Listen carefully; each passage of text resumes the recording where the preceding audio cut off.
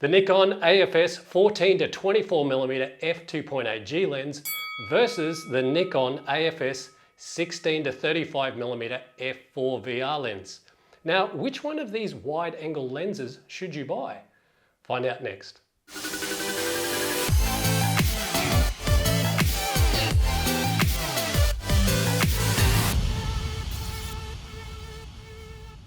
At the time of making this video, both of these lenses are still available to buy in retail stores. Despite rumours floating around that Nikon have ceased production and services on all F Mount gear, Nikon have since come out and gone on record as saying this isn't the case. For more on that, I've left you a link to an article you can read from Jared Snyder at PetaPixel in the video description box below. Now, of course, Nikon in the future will stop production of F Mount products. Duh, that's pretty much a given. But it's not today.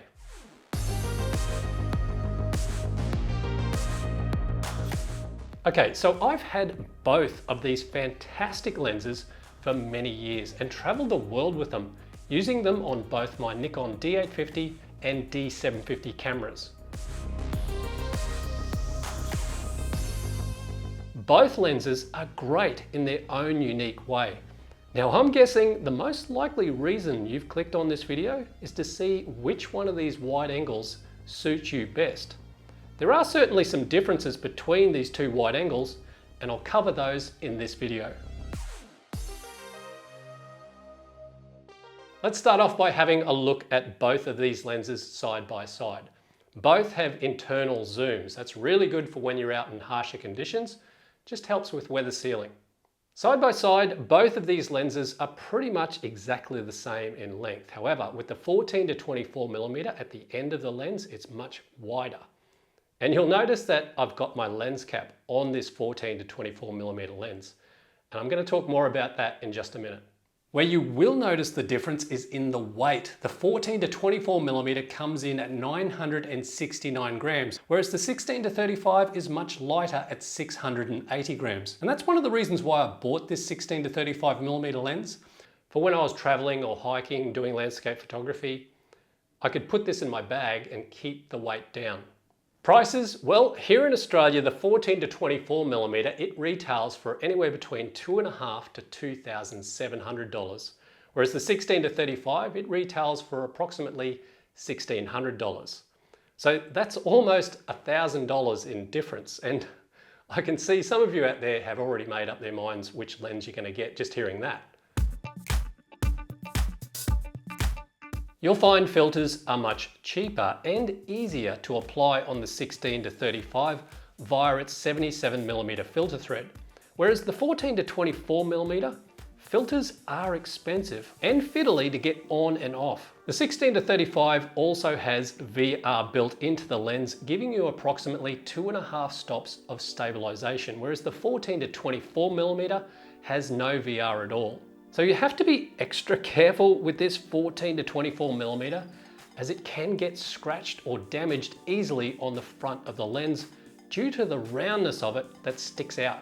So make sure you keep that lens cap in your pocket at all times so you can put it on quickly when you're moving about or not using it. At least now you know why I keep that lens cap on at all times. Let's have a look at the difference between focal lengths, if there is any, because they are very close when it comes to focal range. Here's some video shot in 4K 25 frames per second with my Nikon D850. Both lenses are at their widest focal lengths. Now, I'm a little bit surprised on that one. I honestly didn't think 2mm would make that big of a difference, but you can see it definitely has. And this is both lenses at their maximum focal lengths.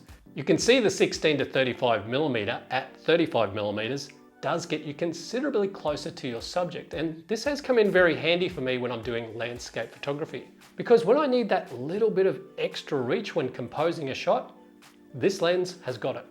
In terms of sharpness, I did a heap of test shots at different apertures and focal lengths with Yoda in the garden and using a test chart.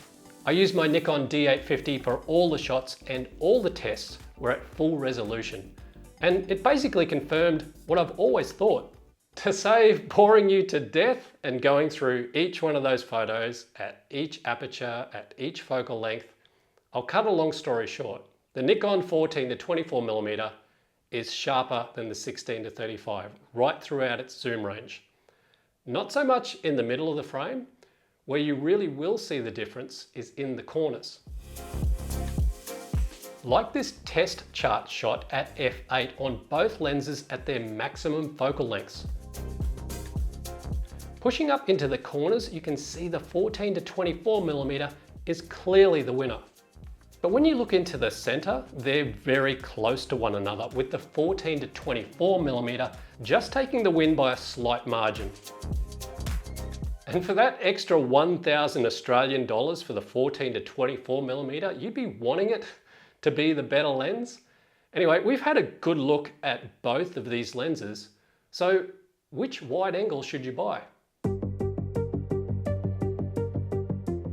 The 14-24mm f2.8 has always been an amazing all-round versatile wide-angle lens for anything from real estate, architecture to landscape photography. Although filters are expensive for this lens and it's a little bit weighty, it still delivers some incredibly sharp images. If you intend to do a lot of low light photography like astro or indoors, then I'd lean towards this lens.